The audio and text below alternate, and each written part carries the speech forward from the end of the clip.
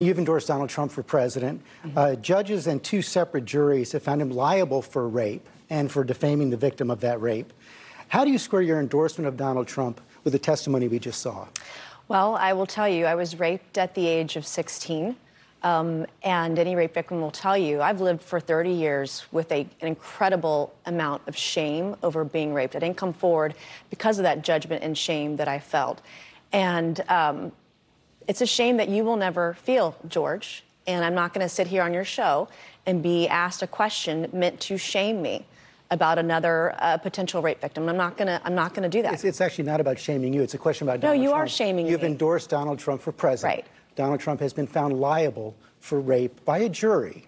Donald Trump has been found liable for defaming the victim of that rape by a jury. It's been affirmed by a judge. It was not a criminal court case, number one. Number two, I live with shame.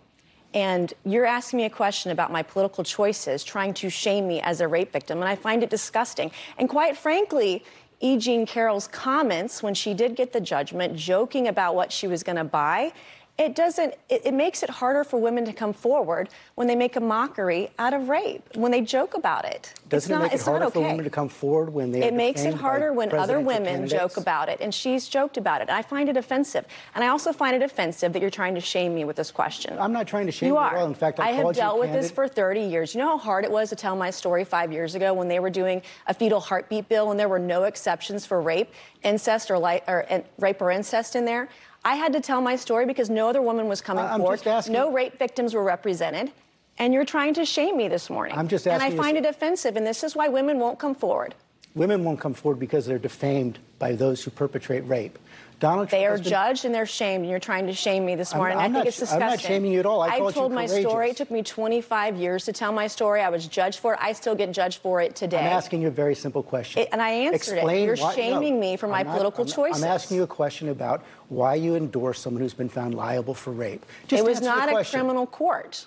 It was a civil court. It was a civil court. And by the way, she joked about the judgment and what she was going to do with all that money, and I find that offensive. I'm asking you about the man But as a rape victim who's been shamed for years now because of her rape, you're trying to shame me again by asking me this political question. You've repeated that again and again and again. I think it's offensive. As a woman, I find it offensive. My political choices, I've endorsed the man that I believe is best for our country. It's not Joe Biden. And you looked at the dueling rallies yesterday in Georgia. Laken Riley's family was with Donald Trump. They weren't with Joe Biden. The same guy yesterday that apologized for calling her killer an illegal, who wasn't illegal. And here you are trying to shame a rape victim. I find it disgusting. I mean, you keep saying I'm shaming you. You are. The question, it is. How is the question asking you about a presidential candidate who's been You're asking a rape victim.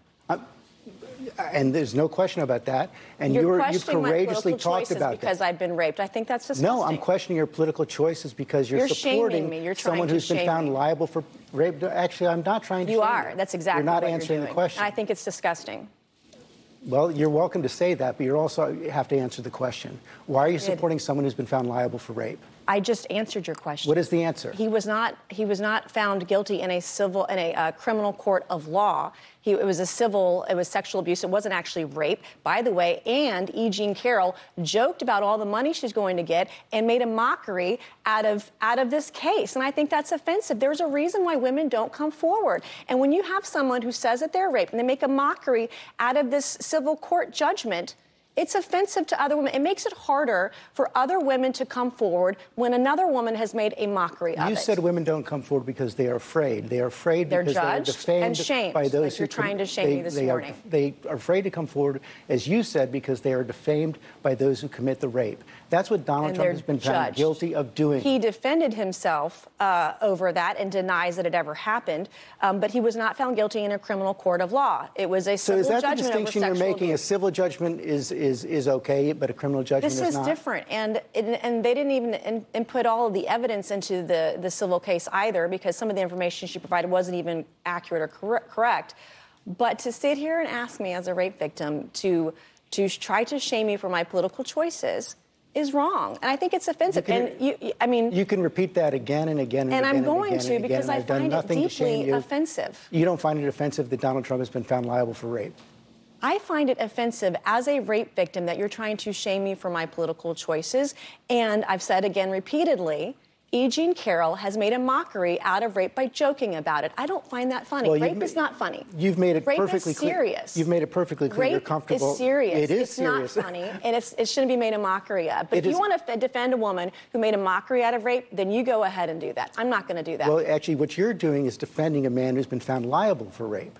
I don't understand how you can do that. Not in a criminal court of law. This was a civil judgment over sexual abuse, not rape, by the way, and she made a mockery out of it. Can we pull up the one Washington Post headline right there? In fact, it has been shown to be rape. The judge affirmed that it was, in fact, rape. Donald Trump was found to have committed rape. That's just a fact. That is a civil judgment, not a criminal court. They're two very different things, and you know better. Well, I just showed you the facts. You know better. You show that you're very comfortable with what Donald Trump has done. And what you've done is offensive to women who've been raped. What you've done this morning is offensive. We'll let the viewers decide about that. Let's talk about January 6th. You had just